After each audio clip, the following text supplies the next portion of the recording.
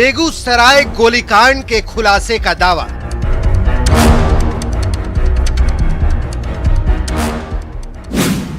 Police की जांच theory पर उठे गहरे सवाल। अपराधियों के नामों को बदला और छिपाया जा रहा है।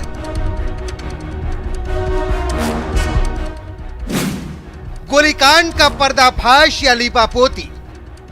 अपराधी के नाम को छुपाया जा रहा है।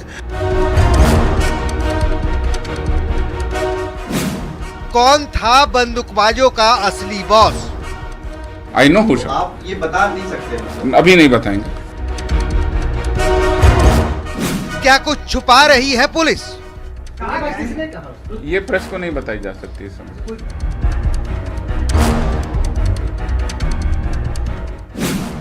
असली गुनहगारों को बचा रही है पुलिस।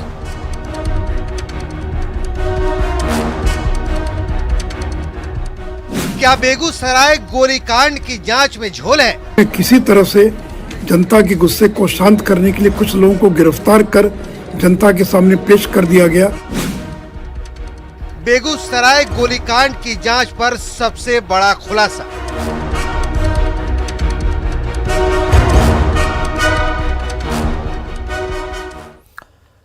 वक्त हो चला है खबर को समझने का और सबसे पहले बात बेगूसराय गोलीकांड में खुलासे की। तकरीबन 75 घंटे के बाद पुलिस ने बेगूसराय गोलीकांड के खुलासे का दावा कर दिया, लेकिन पुलिस की जांच थ्योरी पर केंद्रीय मंत्री गिरिराज सिंह ने गंभीर सवाल खड़े किए और नीतीश सरकार पर असली गुनहगार को बचाने का आरोप लगाते हुए पूरे मामले की सीबीआई या फिर एनआईए से जांच की मांग की।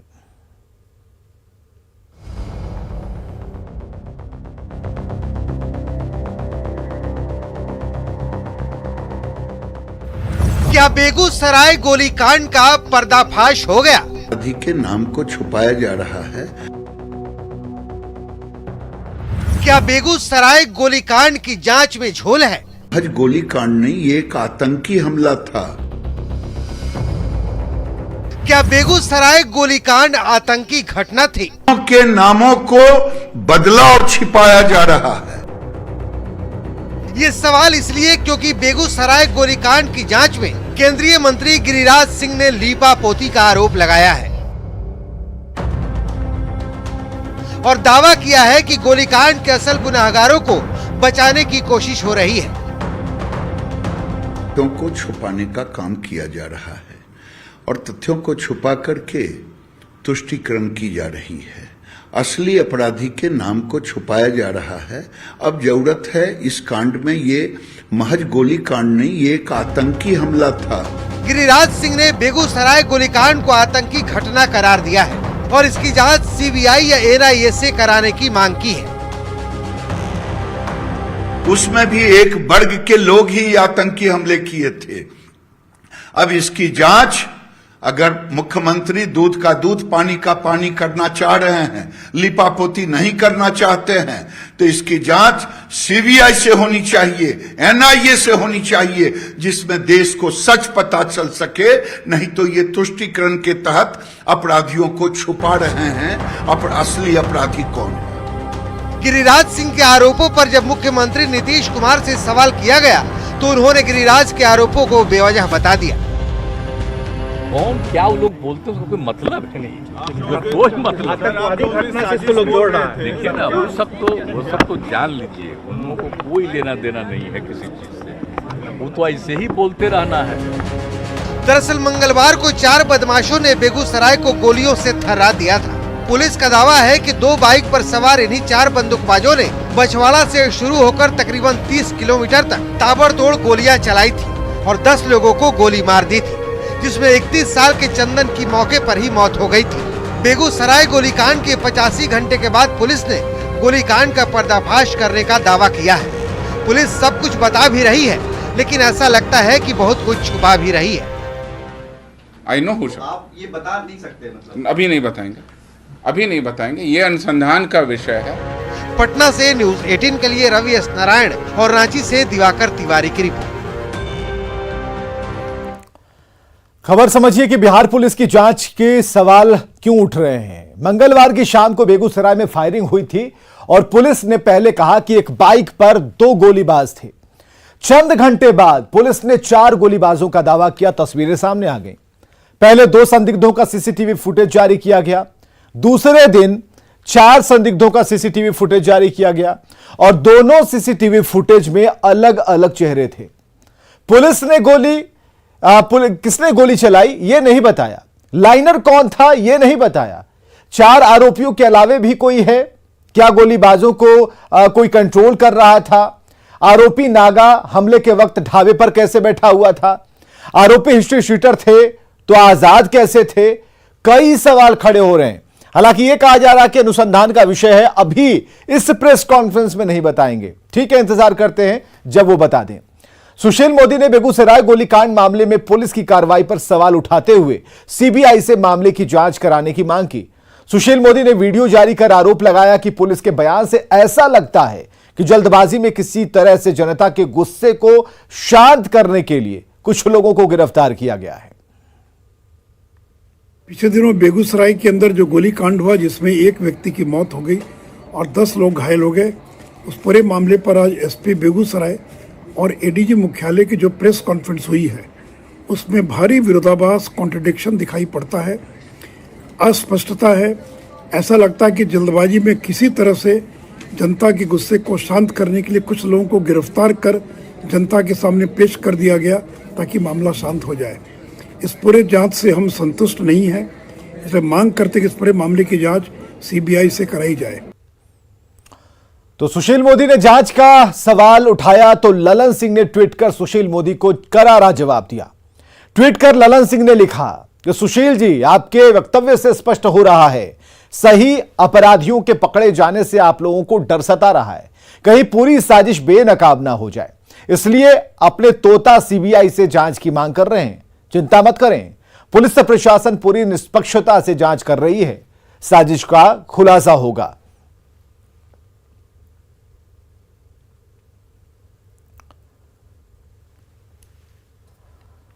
चलिए आगे बढ़ते हैं। सियासत तो बहुत हुई, लेकिन अब आप जानिए कि पुलिस की जांच थ्योरी में क्या है। पुलिस ने 75 घंटे बाद गोलीकांड का खुलासा किया तो क्या किया, सब कुछ इस रिपोर्ट में जानिए।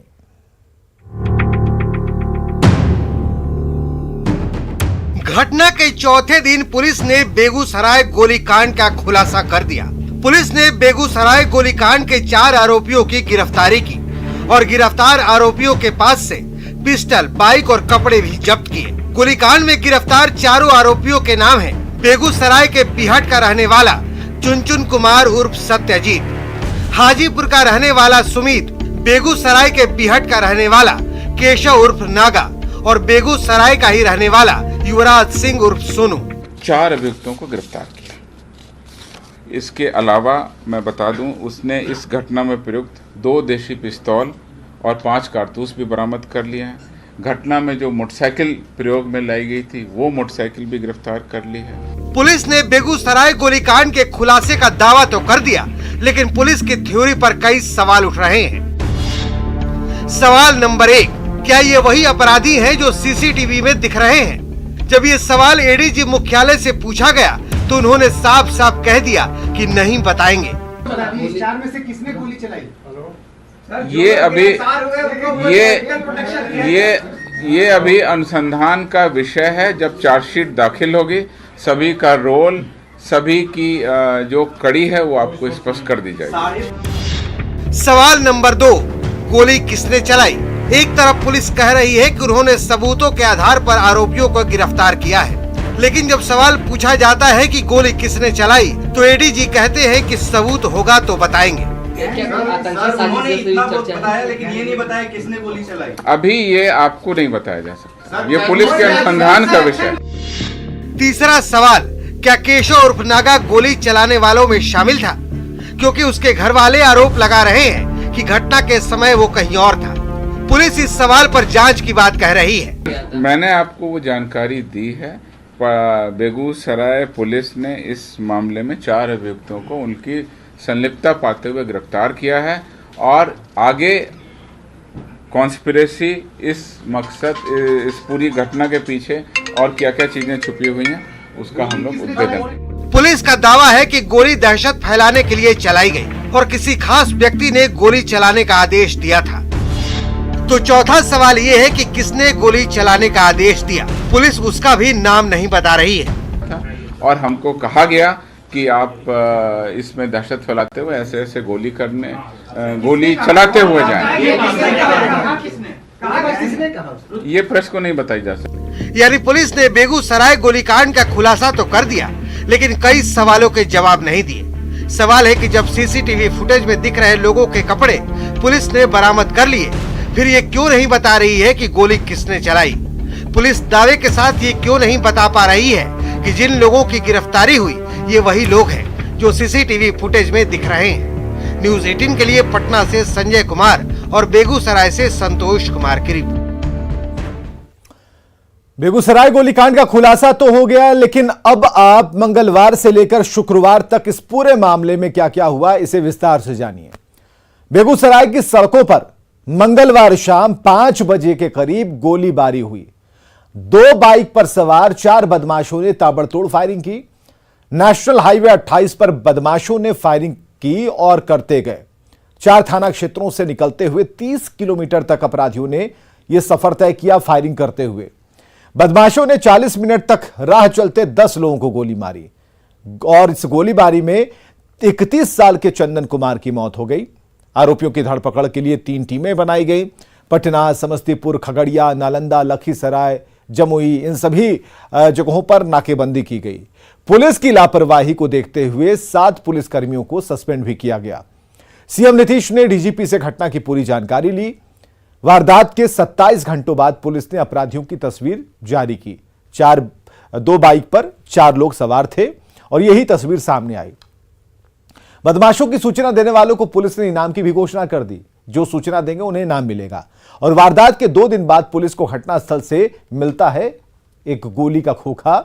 गुरुवार को रात को 4 बदमाशों की गिरफ्तारी की बात सामने आती है। शुक्रवार को पुलिस ने खुलासे का दावा कर दिया और उसके बाद एक प्रेस कॉन्फ्रेंस की।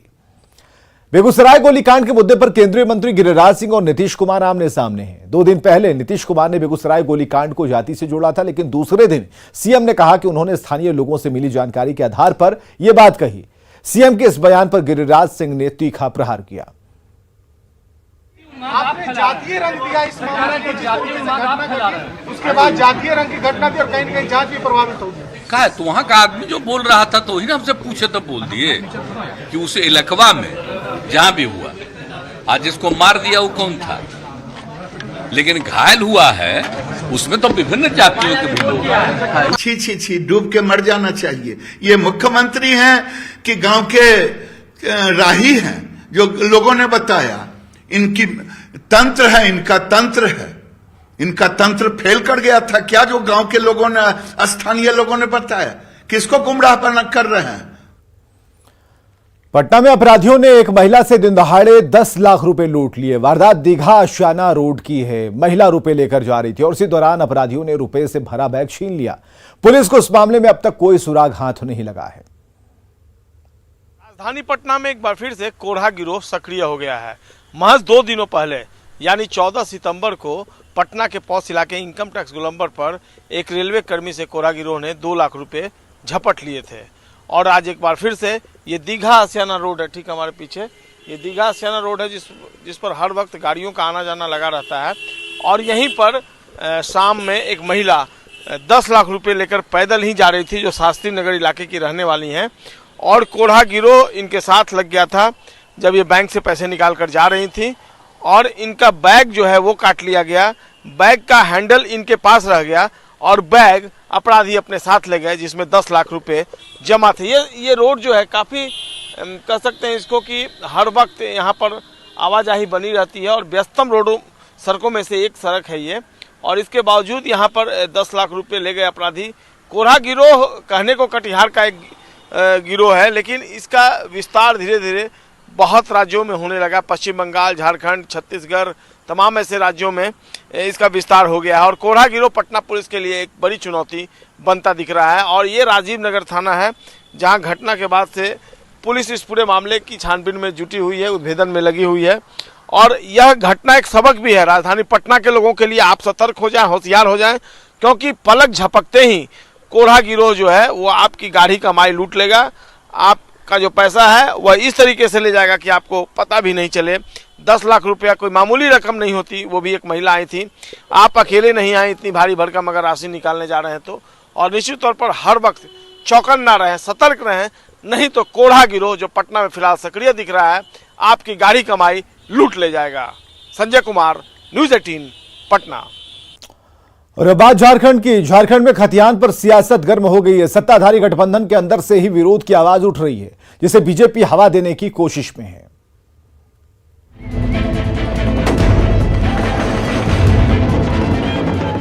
ढोल और नगाड़ों का शोर, रंग और गुलाल की होली, खुशी से नाचती गाती और खिलखिलाती टोली। हेमंत कैबिनेट ने जिस दिन 1932 के खतियान पर मुहर लगाई, तब से झारखंड के कोने कोने में जश्न का ऐसा ही नजारा दिख रहा है।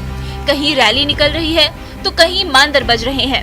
एक तरफ खुशी का माहौल है तो दूसरी ओर विरोध के स्वर भी उठने लगे हैं।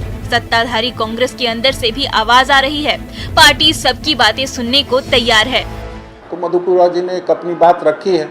वो लोग जो भी विधायकगण हैं और हमारी सांसद हैं, अगर कोई आपत्ति है तो निश्चित रूप से हम लोग उस पर चर्चा करके मुख्यमंत्री जी से मुलाकात करके इसको सदन में ला करके हम कानून का जब रूप देने जाएंगे तो उसमें संशोधन की आवश्यकता होगी तो संशोधन किया जाएगा। सिंहभूम की कांग्रेस सांसद गीता कोड़ा और पूर्व मुख्यमंत्री मधु कोड़ा जिस कुल्हान का हवाला देकर 1932 के खतियान का विरोध कर रहे हैं, वो जेएमएम का भी सबसे मजबूत गढ़ माना जाता है। कांग्रेस की एक सीट को छोड़कर कुल्हान की तमाम सीटों पर जेएमएम का ही कब्जा है। इसलिए जब से गीता कोड़ा और मधु कोड़ा कुल्हान के नाम पर विरोध की आवाज उठा रहे हैं, जेएमएम के अंदर भी इस पर चर्चा हो रही है। उन सभी बातों पर हम लोग विचार करेंगे। अभी तो प्रस्ताव आया है कैबिनेट में, वो प्रस्ताव पास हुआ है।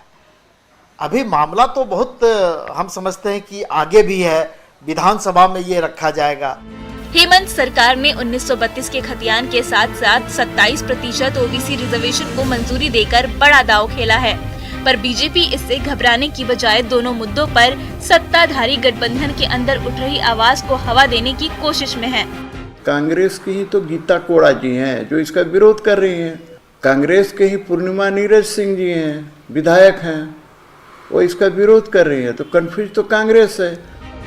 झारखंड बनने के 22 साल बाद हेमंत सरकार ने सबसे ज्यादा विवादित दोनों मुद्दों पर फैसला तो ले लिया है, पर इसे धरातल पर उतारने के लिए अभी लंबा सफर बचा हुआ है।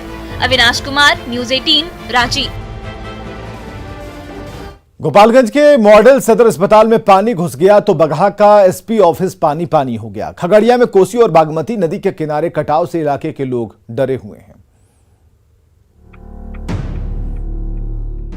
इसे कोई नाला मत समझिएगा, ये गोपालगंज का मॉडल सदर अस्पताल है। मॉडल अस्पताल का हाल देखिए, जरा सी तेज बारिश क्या हुई, अस्पताल परिसर तालाब बन गया। इमरजेंसी वार्ड के बाहर तो घुटना भर पानी है। अब खुद सोचिए, यहाँ आने वाले मरीज कितना ठीक होते होंगे और कितना बीमार। बगहा की स्थिति भी कमोबेश गोपालगंज जैसी ही है। बगहा एसपी का ऑफिस पानी पानी है, जहाँ देखो वही पानी। एसपी ऑफिस से लेकर पुलिस लाइन तक 3-3 फीट पानी जमा है और पुलिस वाले परेशान हैं। चिंता वाली बात यह है कि शहर के दूसरे इलाकों का हाल भी कुछ ऐसा ही है, जबकि नगर परिषद के लोग पानी निकासी का दावा कर रहे हैं।